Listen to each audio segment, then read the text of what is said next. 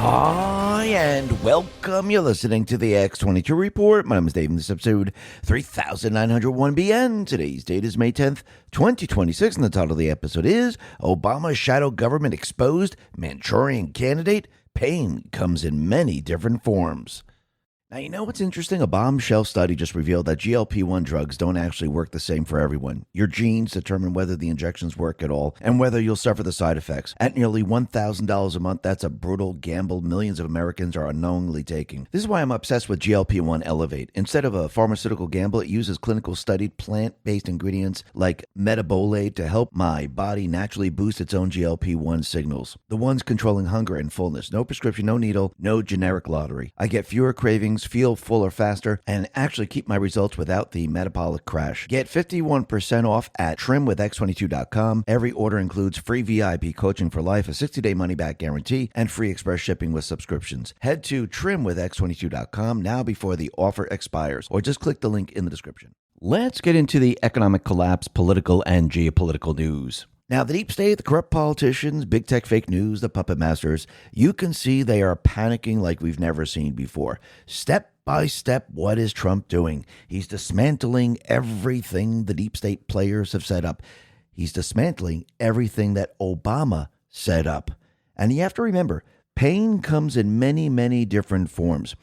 As you dismantle their system, they're feeling the pain. Think about it. What did Trump do when he first came into office? He shut down the flow of money. That was one of the first things that he did. He came in and said, listen, we're going to shut down a lot of your money. We found out how you do it. We found out where to look. We found out how to shut it down. And as time goes on, we're going to shut down a lot more of that. And that's exactly what he's continually doing. Plus, all the illegals, all the individuals that came into this country illegally that were going to do us harm, and they were going to also use them for voting. Trump has been removing them. Other people have been self-deporting. So their base is getting smaller and smaller and smaller. Trump went out into Venezuela and removed Maduro. He's in Iran now, removing everything that Obama set up. He's removing Obama's shadow government system that he installed.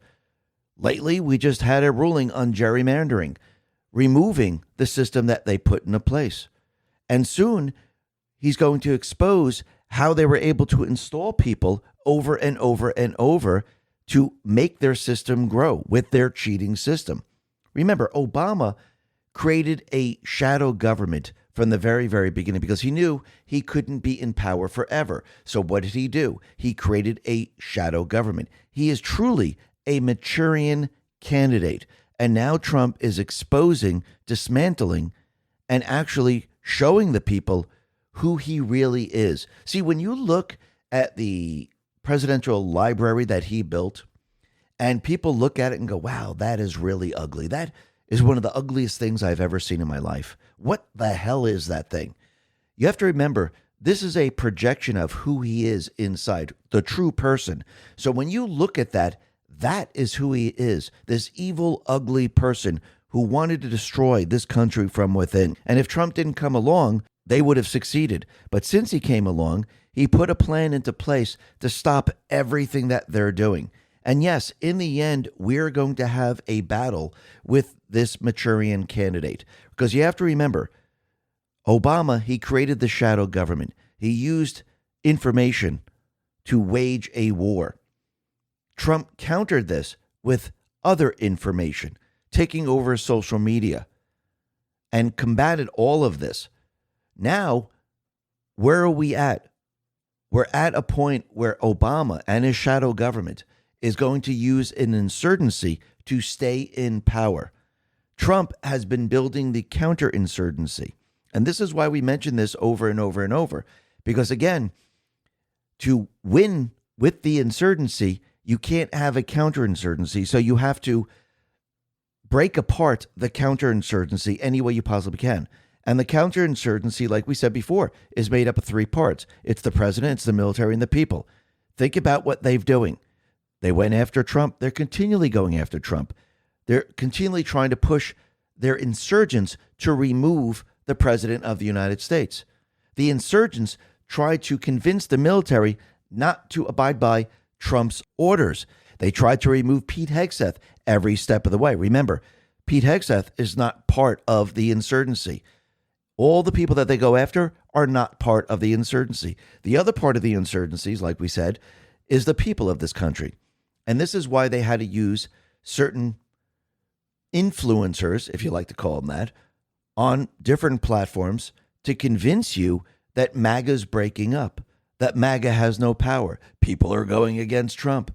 Because again, they need to break up the counterinsurgency. So when you see the deep state players attack individuals at a certain period of time, they're doing it for a reason, because they're trying to push their insurgency. When you see them attack Pete Hegseth, they know that Pete Hegseth, President Trump, they were going to go after Maduro in Venezuela. They were going to go after the cartels in Mexico, Central America, South America. They knew that Pete Hegseth, President Trump, were going to go into Iran and remove that. So what did they do? They attacked Pete Hegseth. When Trump was removing the illegals from their insurgency, they attacked who? Kristi Noem, over and over and over. They attacked the ICE agents over and over and over. There's a reason for it, because that's part of their insurgency. When you see the attacks on the DOJ, Pam Bondi or Kash Patel, is because they took their protection and they restructured it, and now their protection is actually going after them. And you could see that they're investigating all their crimes. So what do? They attack those people. When you have RFK Jr. and others within the FDA, the CDC, and the rest, when they're fighting against maybe their pandemic or what they want to do or something else that they want to push, they go after those people and they attack them with everything that they have. So every step of the way, they've been trying to attack and break apart the counterinsurgency that Trump has built. Because you have to remember, when I say the president, I'm talking about the entire executive branch. That's part of the counterinsurgency. Because remember, if they remove Trump, the rest of the branches, they have no direction at that point. Yes, you might think they do, but again, this is all part of Trump's plan, and he's the strength behind it. This is why they've been trying to remove him. Can they try to break apart and make people question certain people within the executive branch to break up the counterinsurgency? Of course they can. That's what they've been trying to do from day one. So when you look at this and you step back, you could see what they're trying to do. Because think about what Kash Patel and the DOJ have just done. They're bringing charges against Comey. They're feeling pain. They removed the gerrymandering. They are removing the cheating system that they put into place. They know time is running out. So what Trump and team are doing now, they're making the deep state players huddle together. He's forcing them to work together so people could see it very, very clearly on who the enemy truly is. So when you see all the countries and Obama together with the Clintons and the rest, you could see the true enemy very, very clearly. And every step of the way, what is Trump doing as he's dismantling their system? He's making them feel pain. The real pain is going to come. But every step of the way, they're feeling it. And they're trying to figure out a way to mitigate it. But again, in the end, it's all going to fail. And you could see every step of the way, everything they put into place is not going to work for them. Now, and we'll be talking a lot more about this a little bit later, but first, let's talk about what Trump just did. He just declassified the UFO UAP files, and the public can now review it.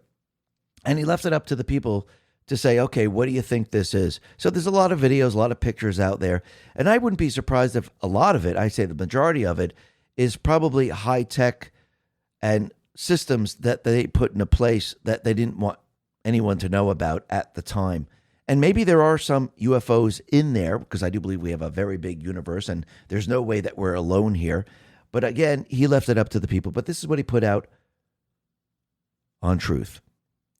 As for my promise to you, the Department of War has released the first tranche of the UFO UAP files to the public for their review and study.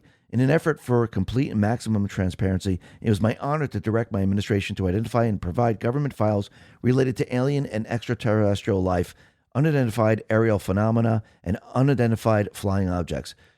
whereas previous administrations have failed to be transparent on this subject. With these new documents and videos, the people can decide for themselves what the hell is going on. Have fun and enjoy President DJT. And yes, there's a lot of people that are going through this, a lot of people looking at this, and we'll have to see how this all plays out in the end if people can figure out what certain things are. But again, a lot of the videos are grainy. A lot of the videos aren't clear. Some of the videos, when you look at them, there's one with a star, but then off to the side, there's like a little parachute or something. So it's kind of confusing when you start to look at this, and there's no real clear picture. Yes, there's other pictures of the moon with dots in the sky. I mean, do you know what the dots are? Not really. But again, I think this is the introduction to get people to start to question all of this. I think this is what this is all about. Just like the RFK files and everything else, I think the JFK files and Martin Luther King and all that, I think this is to begin the narrative, to get people used to asking questions again. What are these things? Who is this? Why is this person over here? Because again, questions aren't bad. And when you ask a lot more questions, you want to know more. And I do believe more information will definitely come out as time goes on. Because again, you need to get people on the same page. You got to get people used to seeing all of this. Because then, again, a lot of people, they think it's a conspiracy. They don't believe it. There's no way. And this is a good way of bringing people into the fold. And I do believe as time goes on, people are going to learn more and more about what's really going on in this country. And I think people are going to be absolutely shocked. Just like people are shocked to learn that the organizer for the Muslim-only water park event in Texas, well, guess what? She runs a Leering Center. Yes, a Leering Center. I mean, you really can't make this stuff up. It's just absolutely unbelievable. And like we said from the very, very beginning, the deep state players, they had their different agencies. They were created to protect the deep state system. They weren't really there to go after the top 10 most wanted criminals. They weren't really there to shut down fraud. They were there to protect their own fraud. They were there to protect their own criminals. They didn't care what else was happening in the country. Their agents, who are probably good agents, they were instructed pretty much not to do that much. Because you have to remember, all you need is to control the upper end of these different agencies, put a couple of sleepers into positions at different points, and all the other agents and all the other employees will just follow their orders. It's very easy to control the entire situation. And this is why it wasn't that difficult. Yes, it takes time to clean out the agencies and to put people on the right track and move people out into the field. And that's pretty much what Trump and his team have done right now. And you could see as time goes on, they're going to be catching more and more criminals. New York Post put this out and said, serial rapist who rampaged through Indianapolis for a decade, ID'd as an illegal migrant thanks to ICE, feds say. So finally, they caught this person. I mean, they couldn't figure it out. They knew exactly who it was.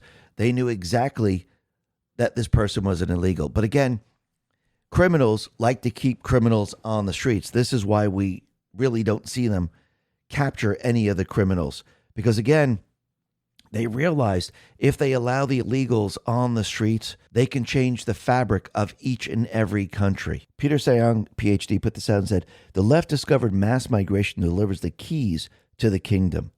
They're not giving up.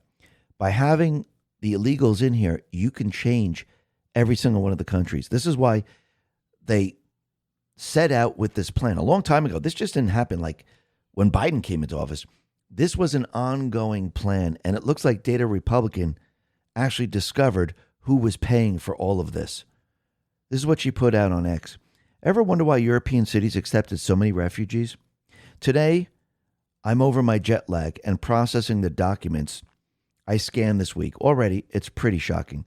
The refugee influx into Europe began as a U.S. taxpayer-funded subsidy. The U.S. government literally paid European cities to take them in, using Soros-backed operations like ARC, American Refugee Committee, as the middleman. Yes, ARC, co-founded with the money from the Soros Humanitarian Fund, was running programs directly for the U.S. government. It goes even deeper and darker than that.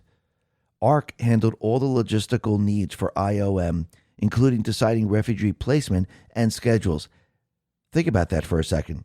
Even today, there are plenty of financial incentives for European cities to take refugees. The following is a UN-backed initiative.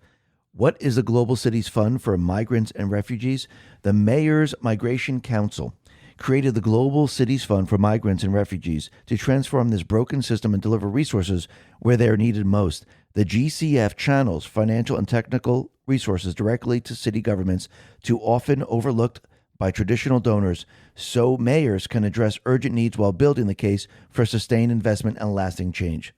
By directing funding cities to implement inclusive programs of their own design, offers international donors a pipeline, a vetted city-led proposal backed by strong mayoral leadership, directly channels international resources to city government, building precedents of fiscal feasibility, respects the agency's authority and capacity of city government and their local partners to implement projects of their own design, accelerates local efforts by providing city guarantees with customized technical advocacy and networking services. So let's see. The U.S. paid for all of this, gave them an incentive, and they created the infrastructure for all of this. And they just didn't do this overnight. They did this going back way in time. They spent decades setting this infrastructure up from the Bosnia conflict, but evidently not the reverse infrastructure. IOM's budget grew 10 times from approximately $280 million to $2,000 to $3.4 billion in 2023, 40% of it financed by the U.S. So basically, the U.S. paid for all of this. Every single one of us paid for this, and they took what they were doing across the globe where they can actually push the refugees into the other countries. So think about all the wars that we were seeing. Yes, they were trying to keep their petrodollar system operational, but they also used it for their refugee program. And the U.S. paid for the war there, and they paid to bring the refugees into the European cities, and we paid those people in those cities. The money was laundered to these areas. Just like during COVID, they paid the hospitals to report that people had COVID, even though they died of a car accident or a heart attack. Oh no, they died as COVID. It's the same exact strategy. So all these wars and everything that they have done in the past, they created this situation, and they created this entire structure going way back in time. So everything was pre-planned, and they were pushing this very hard, and they had to install the people in government in Europe to make sure that this was carried out. This is what Trump is now dismantling. This is what he is now shutting down. And this is what the deep state players are trying to keep. This is why you see like none of the European countries saying, hey, let's do the same thing as the U.S. right now. Because again, they're on a different path. Because again, they're following what the deep state put into place. Plus, they're getting paid a lot of money. And yes, a lot of this money is going to Starmer, going to Mertz, going to a lot of the installed politicians. Now, in this country, what do we see? Trump now is reversing everything the deep state players have put into place. And this has to do with gun control. This has to do with free speech. This has to do with the gerrymandering. This has to do with pharmaceutical drugs. You name it. Everything that they put into place, Trump is reversing. I mean, look at the gun laws right now. Now, all the gun laws across the country, they're going to be challenged. Remember, they were trying to get rid of the guns, just like they got rid of the guns in New Zealand, Australia, UK, Germany, France, many countries. Because again, with the people who don't have a weapon to fight against a tyrannical government, they're easily taken over. All you got to do is look at Iran. When you look at Iran, how come the mullahs and the IRGC, how come they were able to have full control over the people of the country? Because the people didn't have the weapons. Who had the weapons? The tyrannical government. It's clear as day. You could see it. No problem. And think about what the Department of Justice is doing right now. They issued a memo in April questioning the ban, citing the Supreme Court's 2022 decision in New York State Rifle and Pistol Association versus Bruin, prompting the USPS to prepare new regulation. The ban imposed by Congress in 1927 covers concealable firearms. We conclude that the restrictions imposed by Section 1715 violates the Second Amendment.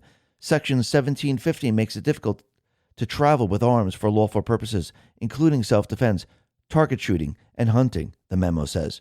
The statute also imposes significant barriers to shipping constitutionally protected firearms as articles of commerce, which interferes with the citizens' incidental rights to acquire and maintain arms. Indeed, the statute ultimately aims to suppress traffic in constitutionally protected articles, thus rendering the law per se unconstitutional as to those articles. And we are aware that there's no historical facts that would satisfy the government's burden of showing that this unprecedented restriction is consistent with the nation's historical tradition of firearm regulation. So now the USPS is now considering whether to publish the final rule after Democratic elected officials and anti-Second Amendment organizations have pushed back. So this is going to be very, very interesting moving forward. But I do believe the entire gun control structure that they set up, and remember the DOJ protected all of this, it is now going to be reversed. And all these laws, like we've said for many, many times before, I think they're all going to become unconstitutional because they're repugnant to the Constitution. They've known this from the very, very beginning. But if you install judges, if you have protection, if you make sure that these laws can stand, you can convince these people that they are constitutional. But in reality, they are not. So everything is about to change. And you can see the deep state players, they're doing what they do best. And you can see Obama, he is running his shadow government, and he's actually meeting with certain leaders. Again, violation of the Logan Act. What is he really doing? Now, again, they always have a cover story. Canadian Prime Minister Mark Carney met with Barack Obama, Alex Soros, and a mix of global figures and intelligence operatives in Toronto. The number of people who grasp the true purpose of this gathering is far greater than the attendees might imagine. The gathering, officially dubbed as the think tank meeting, was closed to the media. Obama gave the keynote address, and the assembly of political leftists took place as the U.S. and Canada remain at odds over differing worldviews and an economic dispute surrounding the USMCA trade agreement. But what's the real reason they are there? Yes, we could see that Trump is going to be removing the USMCA. We could see Obama's there with Soros because they're devising a plan with the deep state. And yes, Carney, Mertz, Starmer, President of Spain, and the rest, the EU, they're all part of this. So the criminal syndicate leader is meeting with the criminal syndicate. That is what you just witnessed.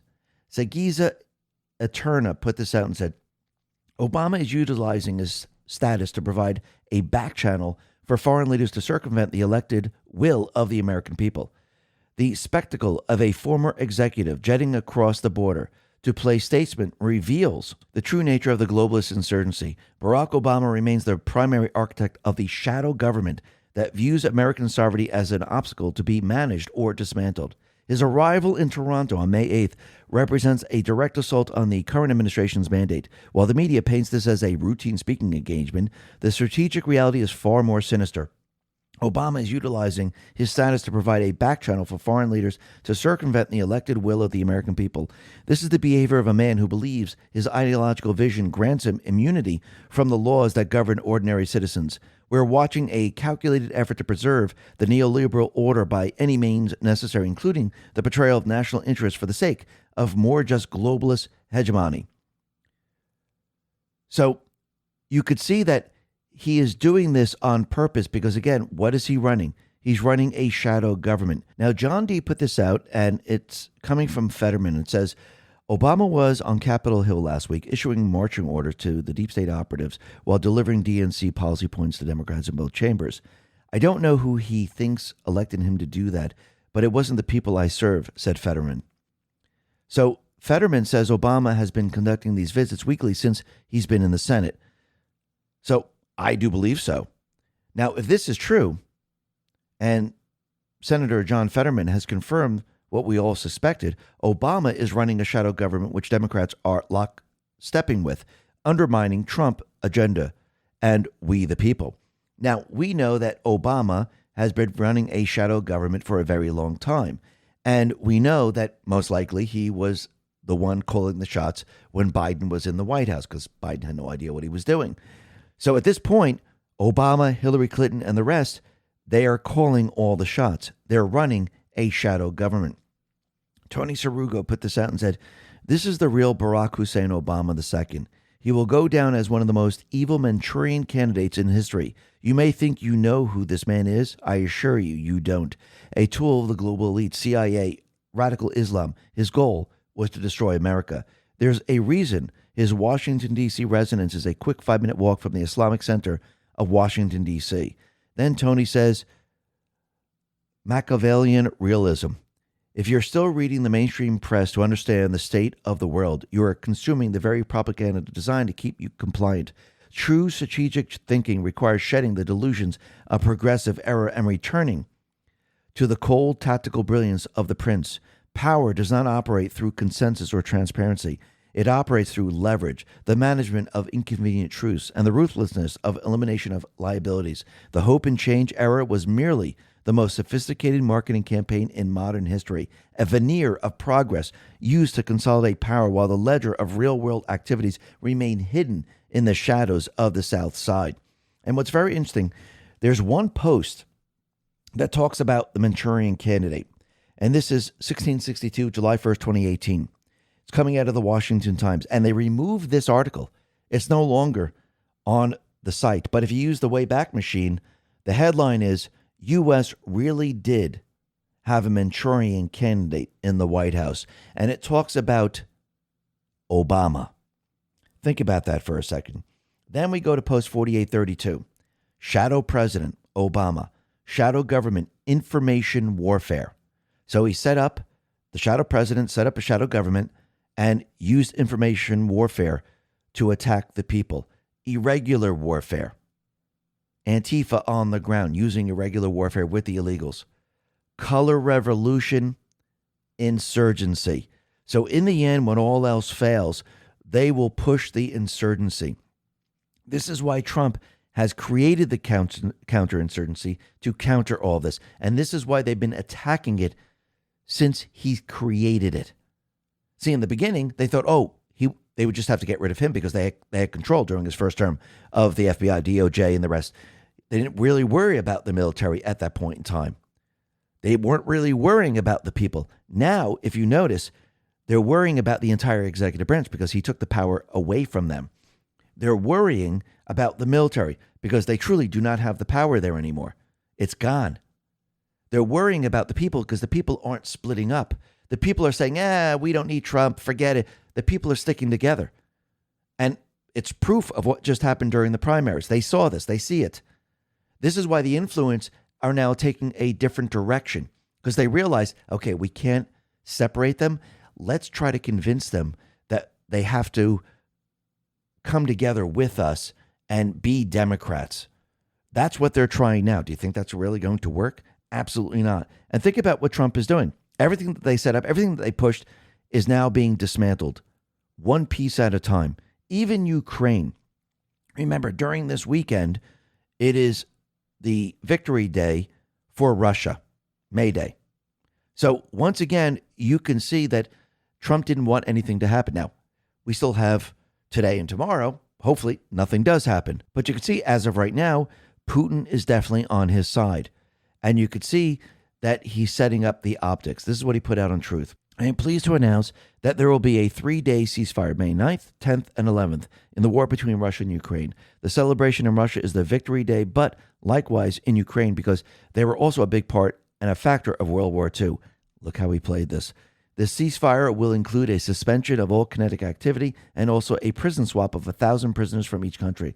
This request was made directly by me, and I very much appreciate its agreement by President Vladimir Putin and Zelensky. Hopefully, it is the beginning of the end of a very long, deadly, and hard-fought war. Talks are continuing on ending this major conflict, the biggest since World War II, and we are getting closer and closer every day. Thank you for your attention to this matter, President DJT. But again, we know the deep state players. We know the EU. We know when all's said and done, when they lose complete and utter control, they're going to have to do something. So keep that in the back of your mind. But Putin, he has indicated that the Russia-Ukraine war is now moving towards completion. So he's letting everyone know that he's not on board in fighting and continually fighting. He wants this war to come to an end because I do believe that he is completely and utterly on board with President Trump. And Trump has said, listen, when this war ends, you will no longer be the boogeyman. We will remove the sanctions. We will have trade between our two countries. And I do believe in the end, everything is going to change. But let's see what the EU does. This is going to be very, very interesting. Now, the other thing that we could see is we could see the deep state players, they're losing their grip on the narrative in regards to Iran. I think people are starting to realize, just like with Ukraine, remember in the beginning, oh, Russia's going to fail. Russia, their time is coming. They can only last maybe another day, and they're depleting their research. All of that was fake.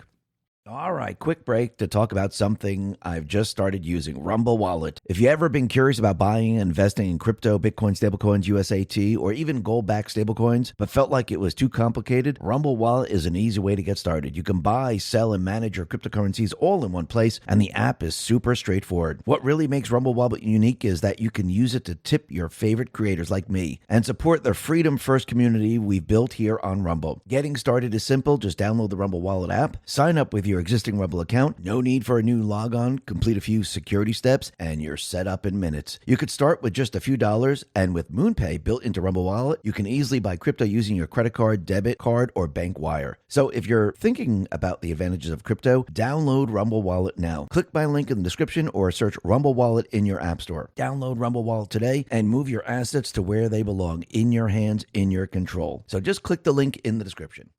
Ukraine was in the losing seat. That's why they needed weapons. That's why they needed money. That's why they needed all this, because, again, they were losing every step of the way. The same thing is happening with Iran. Iran has lost. They're just hanging on because the deep state players are saying, don't give up. Please don't give up. But again, in the end, they will give up. And every step of the way, they're continually pushing fake narratives. John Hudson put this out and said, a confidential new CIA analysis delivered to policymakers this week concludes that Iran can survive the U.S. naval blockade for at least 3 to 4 months before facing more severe economic hardship, a finding that contradicts those hailing an imminent collapse.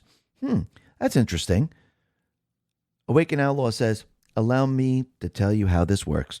A deep state dirtbag at the CIA pens and submits an opinion that paints any given situation in a manner that casts a dark shadow on Trump's agenda, then leaks it to the fake news media. The fake news media then runs with it, pointing to the fact that it's a confidential analysis, in an attempt to give it legs and make it appear more legitimate than it really is. Lather, rinse, repeat. They run the same tired plays out of the same thin red playbook over and over again. And once again, do you really think this is the analysis that Trump is using? Do you really think that these individuals that are leaking this fake information have the real information? Do you really believe that Trump's analysis on this is throughout the CIA, throughout the FBI, throughout the Pentagon? Or do you think it's a close-knit group that game theoried the hell out of this, and they made sure that they would have all the leverage they would need to bring it down step by step? Think about this for a second. So once again, they're trying to use this. And every step of the way, what is the deep state going to do? Obama's instructing the Iran proxies. Hillary's instructing the Iran proxies. The deep state players are instructing the Iran proxies. Whatever you do, don't give up. Play this out to the very, very end. We don't care if everything is destroyed. We will back you. That's what's being told. And in the end, it's all going to fail. And think about what just happened. They tried to attack the warships of the United States of America. CENTCOM says that it intercepted unprovoked Iranian attacks on its warships as they transited the Hormuz Strait and responded with self-defense strikes. Trump says 3 world-class American destroyers just transited very successfully out of the Strait of Hormuz under fire. There was no damage done to the 3 destroyers, but great damage done to the Iranian attackers. They were completely destroyed along with the numerous small boats, which are being used to take the place of their fully decapitated navy. These boats went to the bottom of the sea quickly and efficiently. Missiles were shot at our destroyers and were easily knocked down. Likewise, drones came and were incinerated while in the air. They dropped ever so beautifully down to the ocean, very much like a butterfly dropping to its grave. A normal country would have allowed these destroyers to pass, but Iran is not a normal country. They're led by lunatics. And if they had the chance to use a nuclear weapon, they would do it without question.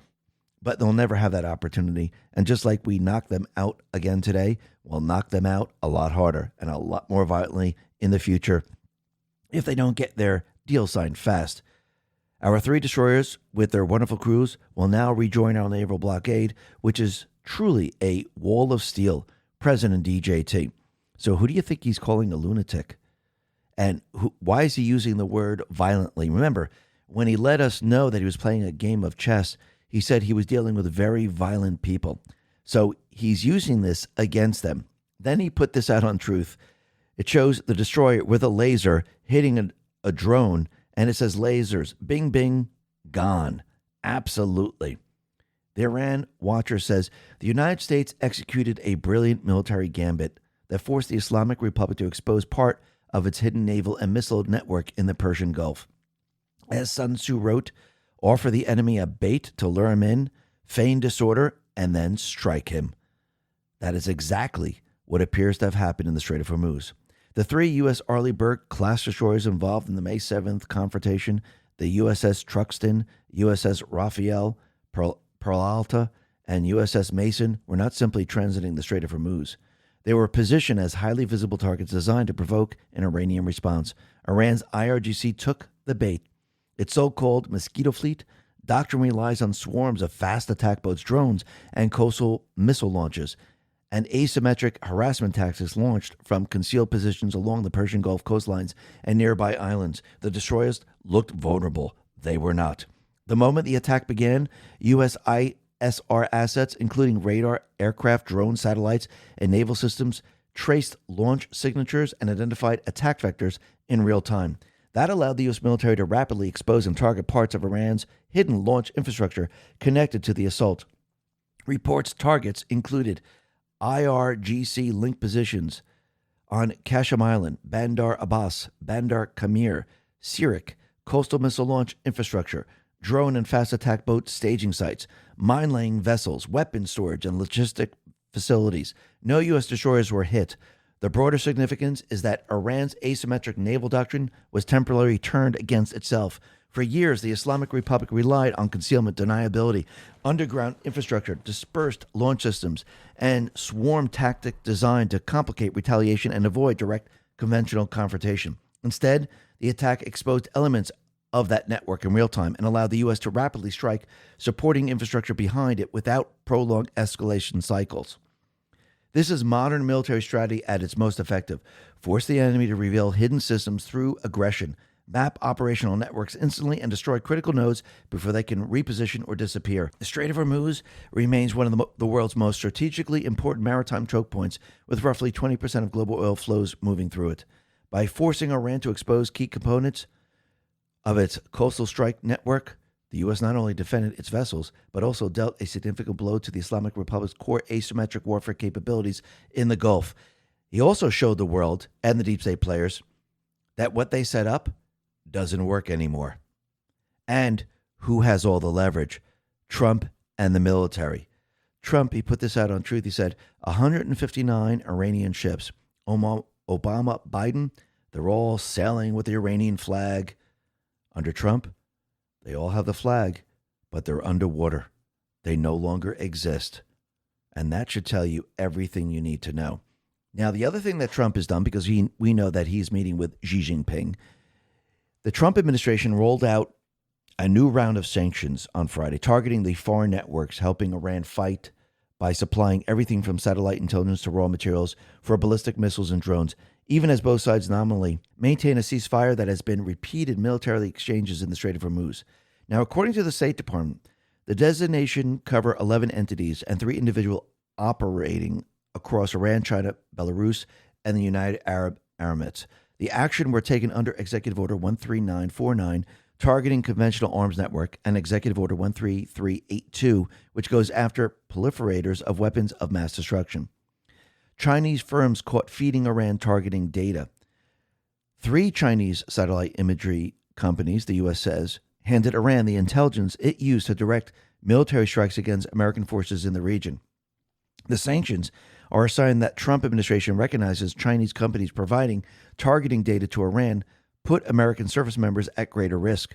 And it raises a hard question about how much longer the U.S. can pursue diplomatic engagement with China on Iran while Chinese companies are actively helping Iran kill Americans. And you can see Beijing, of course, they're not going to go along with the sanctions. They're going to tell their companies to do what they have to do.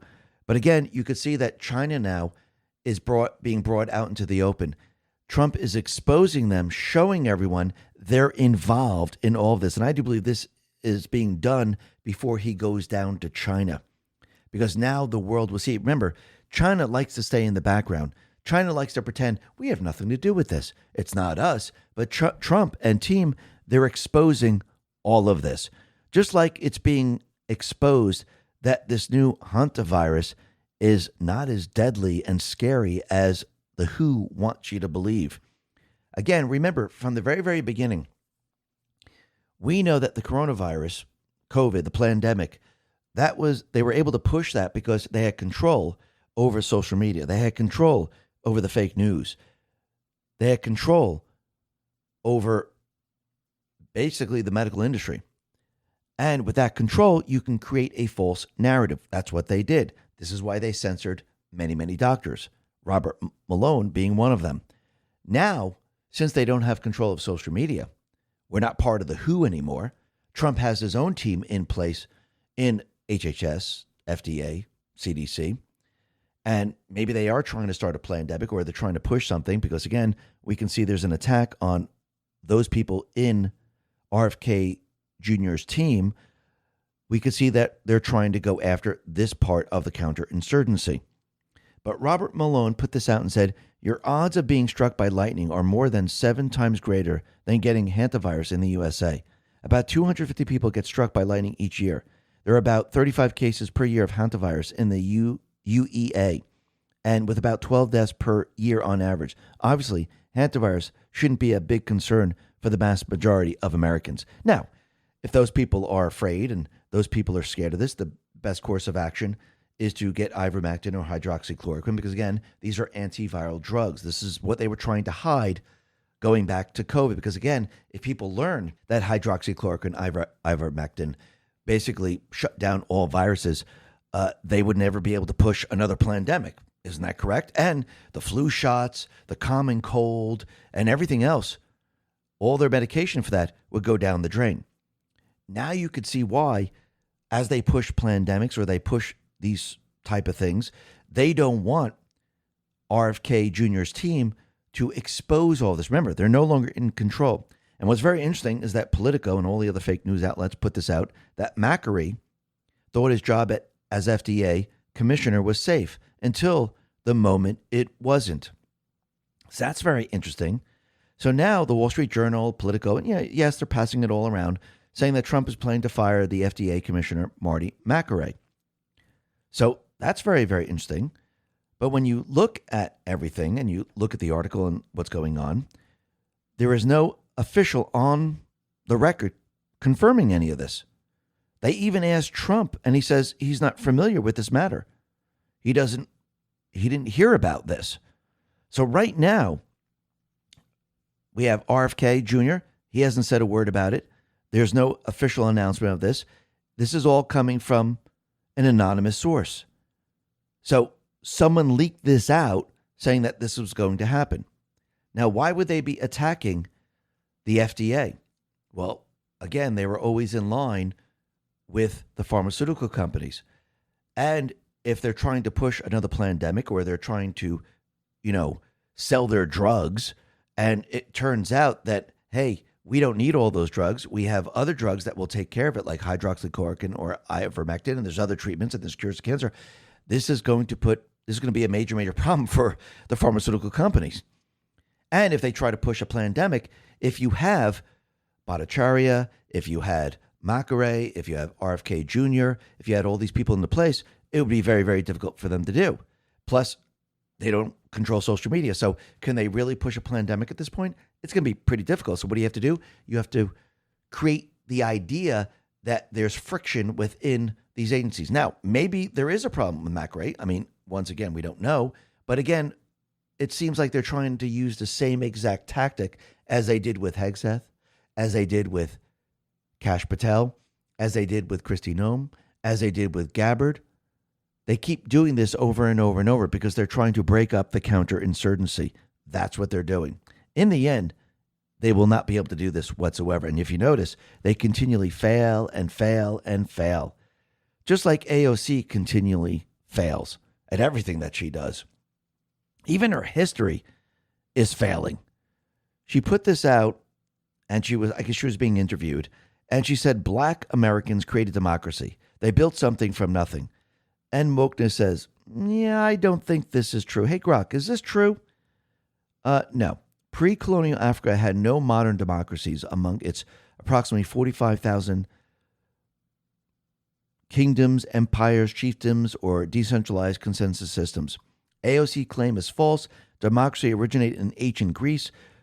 With later developments elsewhere, Black Americans expanded and fought for American democracy, but didn't create it from nothing. And once again, you could see that these people are trying to change history. She even said the American Revolution was against the billionaires of the time. Well, Robert Morris, considered the richest man in America at the time, used his own personal wealth to finance much of the American Revolution. The American Revolution was not against the billionaires, as AOC claims, when the richest man was funding the war.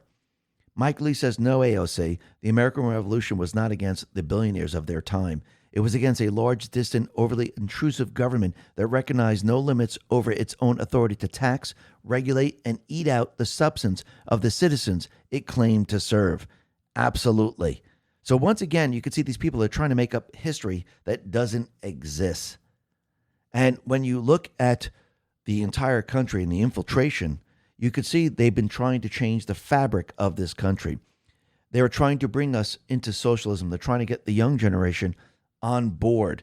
And when you start to see it like in New York, and you see it in Chicago, and you see it in California and the rest, they're all following the same exact path. And this is being driven by who? By Obama, Hillary Clinton, the deep state players, Soros, and the rest. And look what's happening out in New York. Peter Senong, PhD, put that and said, socialists are winning cities like New York using voter anger over higher rents, then imposing socialist policies that makes it worse. Meanwhile, Argentina slashed rents by 70% in 2 years by getting rid of socialism. Now, Elon Musk said something very, very interesting. He said, Hitler was a socialist. Therefore, all socialists are Hitler. Amuse says, this morning, Elon Musk posted, Hitler was a socialist. Therefore, all socialists are Hitler. Senator Mike Lee amplified the substance of the claim with a sharper formulation, namely that fascism and Nazism are not the opposite of socialism, as the modern left would have you believe, but are themselves socialism. Absolutely true. So basically, they tried to make it seem like they were separate, but they are not. And once again, people now are seeing the truth. So basically, all those people that are pushing socialism, they are Hitler. Maybe we should start using that. If you support socialism, if you support fascism, you are Hitler, because they're one and the same. Maybe that should be the slogan going around. Let's see how that plays out. Now, the other thing that we could see is that the deep state players, they're doing whatever they possibly can to try to cheat in the midterms. Now, we know this is what they're going to do because it's the only way they can stay in power. They need the illegals, they need the machines, they need the mail-in ballots, they need to make sure that dead people vote. Hey, wait, that's what they're doing out in Minnesota. Nick Sorta put this out and said, Minnesota Democrats have voted unanimously to block a requirement to remove dead people from the voter rolls. How much more obvious can they make it? These people are rigging election right in front of our faces. Absolutely. And this is why Harmeet Dillon has been going around trying to clean it all up, which he's doing a very, very good job. This is why Trump wants the Save America Act. This is why he has the EO in his back pocket. We'll be talking a lot more about the gerrymandering and everything else. But first, let's talk about Spencer Pratt, because, again, he's going up against Karen Bass and the other individual, Nithya Raman. And Spencer Pratt has been debating them using common sense, showing that they've been in charge. Look how bad it's gotten. And what's very interesting is CBS, it looks like they're up to their old tricks again. And they tried to use the interview that they had with Spencer Pratt. They tried to use it against him by handing it over to Karen Bass. Spencer Pratt says, after CBS embarrassed Karen Bass by fact-checking her debate lies about the Palisades fire, they clearly got the call.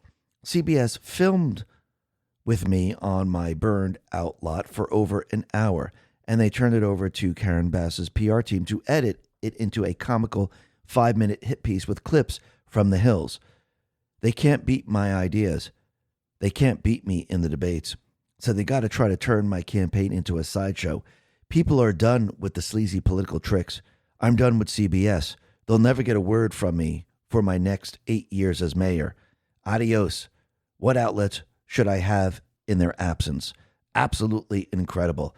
And you could see every step of the way, we need more people in other cities to do the same exact thing. Just run for office, use common sense, and just put the proof on them. Prove me that you help. Prove me. Let's say, because we'll go around to the whole city saying everything that you're saying is fake, phony, and false. You actually made the system worse. You made the homelessness worse. You made everything worse. Where's all the money? Account for every single dime. Let me see it. Let me see where you spent the money. I want to see the receipts. This is where they're going to have a major, major problem. Just like Comey has a major, major problem right now. And you could see that James Comey 8647 trial has been set for July 15. He waived his initial appearance next week, but will be arraigned at the courthouse on June 30th.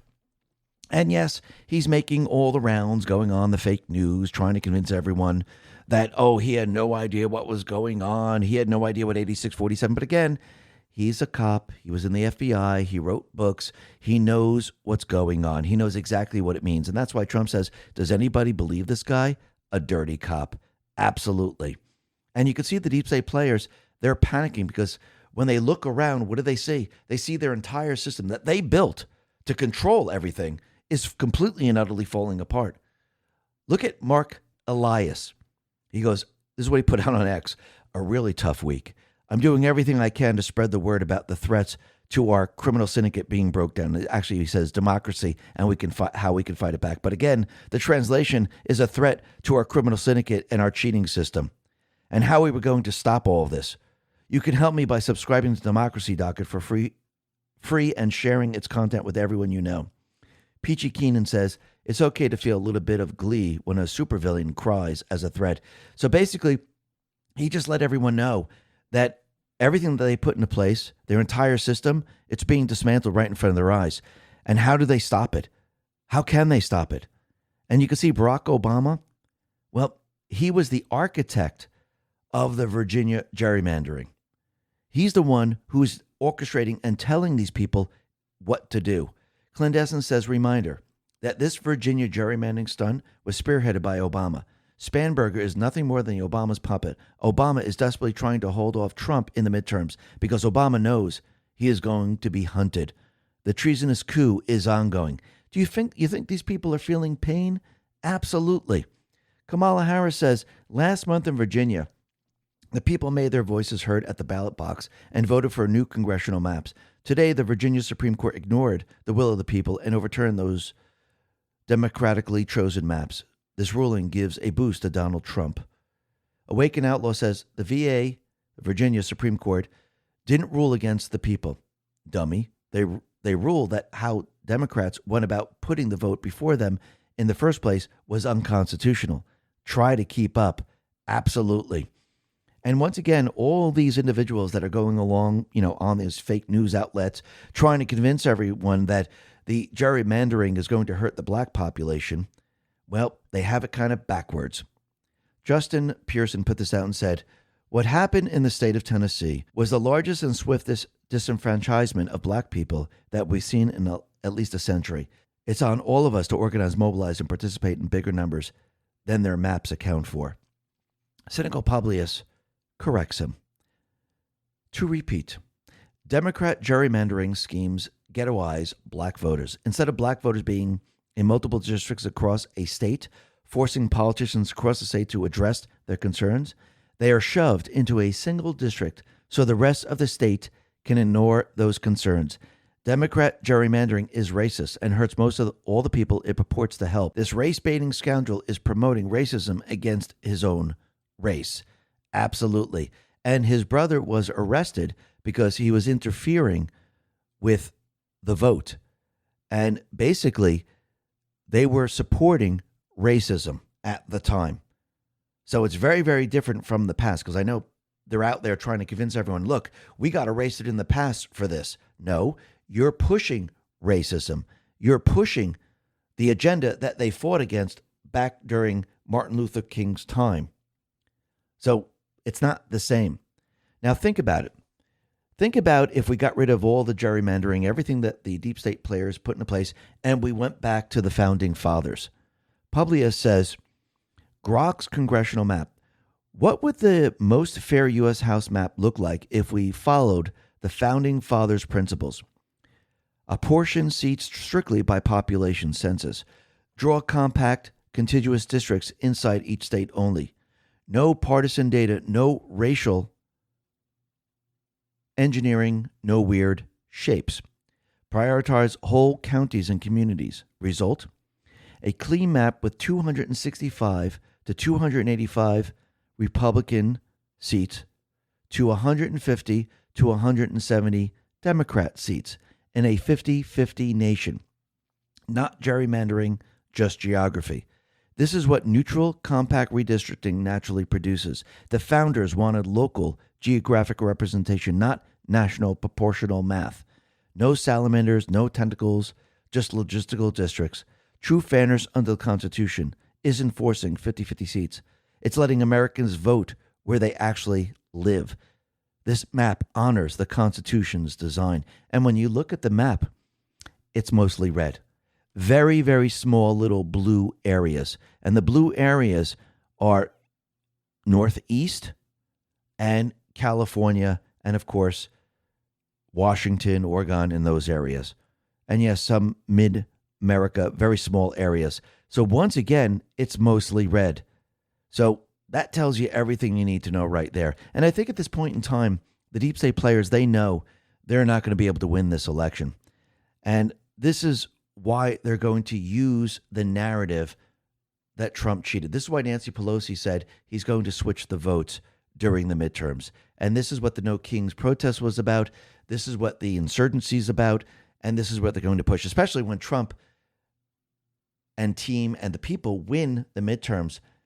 They have no leverage left, which means the only thing that they have left is to push the riots, is to push the insurgency. And this is why they've been trying to shut down the counterinsurgency.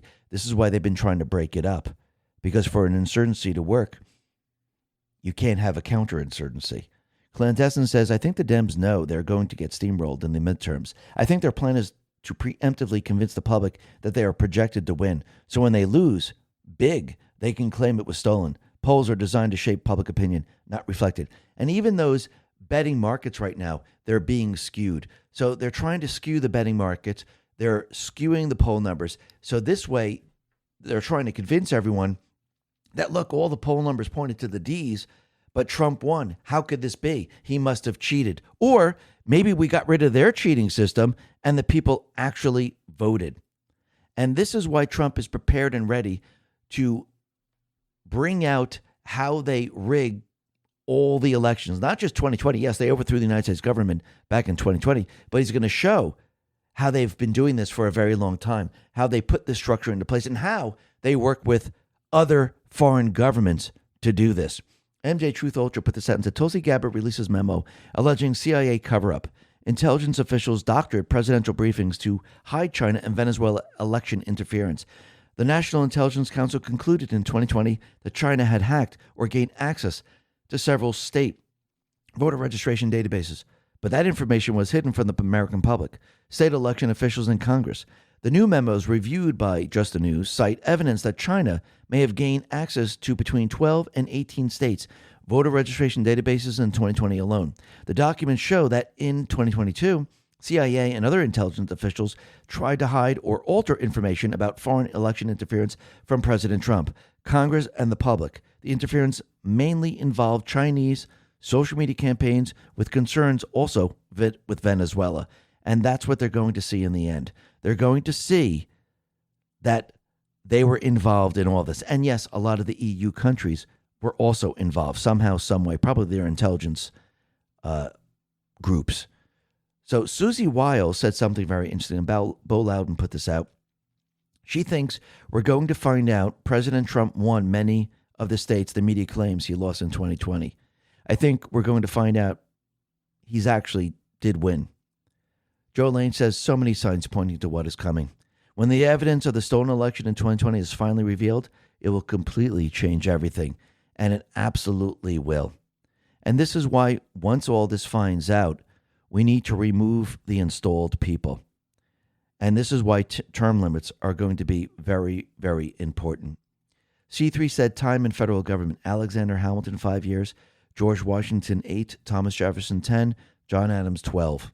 Bernie Sanders, 35. Nancy Pelosi, 39. Mitch McConnell, 41. Chuck Schumer, 45. It explains everything.